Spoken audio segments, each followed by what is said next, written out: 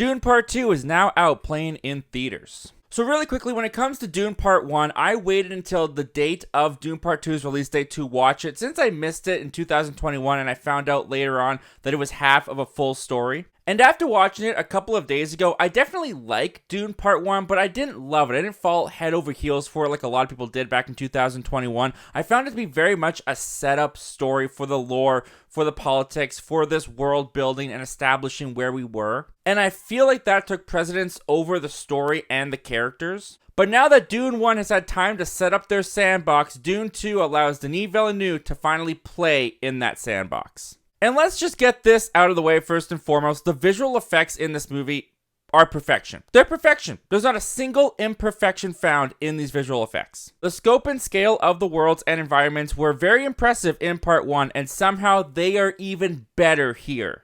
Along with not watching Dune Part 1 until a couple days ago, I also avoided all of the trailers and all of the marketing for Dune Part 2. I hadn't seen a single thing of this movie until I sat down and watched it in the auditorium the other day. So every single frame of this movie was brand new to me. It was my first exposure to them, and my jaw was dropped the entire 2-hour and 46-minute runtime of this movie. Speaking of the runtime for Dune Part 2, I found it vastly better than Dune Part 1. I was so locked into this movie. I was so enthralled by what was going on. I was so invested in this world, in these characters, in their journeys, that even at 2 hours and 46 minutes, by the time this thing closed, when the screen went black, I audibly went, "What?"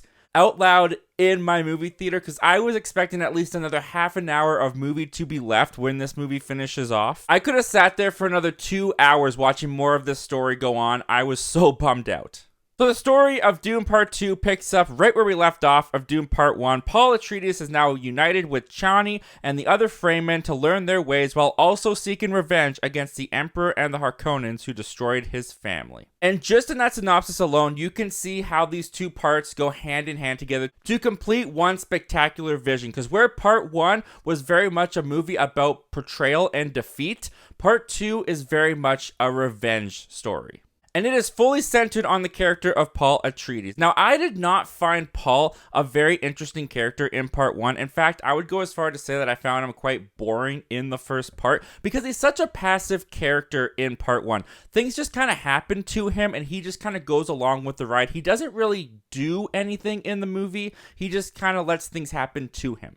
In Dune Part 2, he is very much an active character. Paul is presented with so many decisions in front of him, and he has to make so many choices in this movie. And he is a flawed character. He doesn't always get it right. And watching this character have to go through these trials and tribulations and decisions and possibly making the wrong ones is a way more fascinating character journey to watch than I found in Part 1. Timothée Chalamet is tasked with commanding so much in this movie and given such a fierce presence on screen, and he rises to every occasion as an actor in this movie. It is a remarkable performance, and by the end of this movie, Paul is a drastically different character from where we started off in Part 1. When a movie executes a character's growth perfectly, that is one of the most fascinating parts about watching a character's journey, and Dune 1 and Dune Part 2 do that masterfully.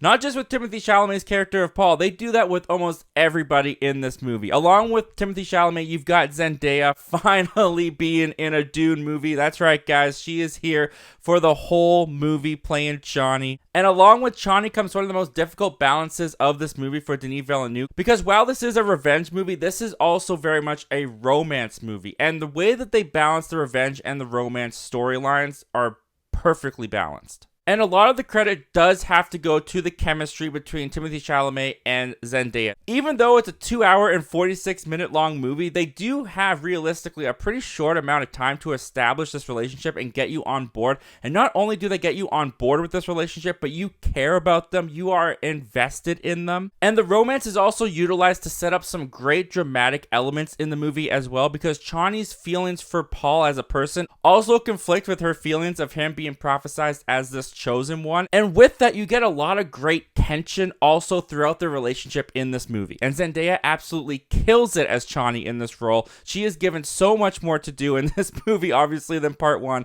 and she nails it. She was excellent. And as Dune Part 1 introduced this whole prophecy of Paul Atreides being this messiah figure for the Fremen, and so much of this movie is about religion and faith and the dueling of generations based in belief, which is where we find the Fremen when this movie starts, because there is a divide amongst the community on whether they stand with Paul. And the biggest believer in Paul is Stilgar, played by Javier Bardem, which I appreciated his character the most in this movie, because not only does his character and his strong belief in Paul connect so strongly to the themes and the ideas of this film, but he also provided what I felt Part 1 was missing a lot of, and that was levity. Part 2 is a funnier movie than Part 1. It's not like a hysterical comedy, but with the inclusion of Javier Bardem's character, he brought a lot of light moments that made me chuckle and smile throughout the runtime. I really appreciated his presence here, and he was also very, very good. But another amazing addition to this cast, and possibly the standout, is Austin Butler as Fade. Because Part 1 already set up these Harkonnens as being these despicable people, so you think, how could you make these people worse? You introduce Fade.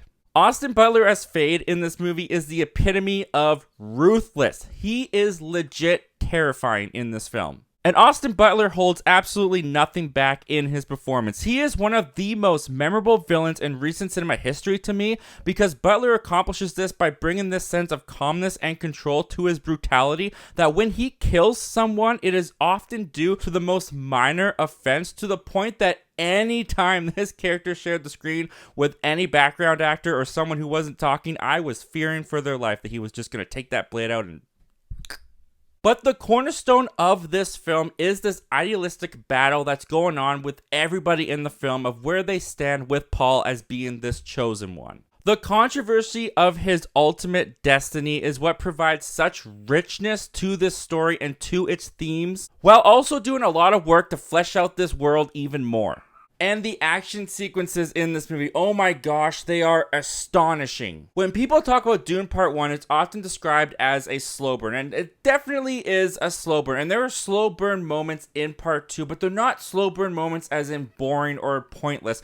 They are constantly building and diving deeper into this world and fully embracing it, fleshing it out, and developing it to immerse you as deep as they can into this world. And they do such a great job with it, to the point that when the explosions start igniting and the bullets start flying, not only is it super exciting and just breathtakingly shot, but you actually care. And that's because both Dune Part 1 and Part 2 have done a phenomenal job of building up and setting up these conflicts. Everything that was set up in Part 1 gets a payoff in Part 2. When the blood starts to shed, it is so satisfying.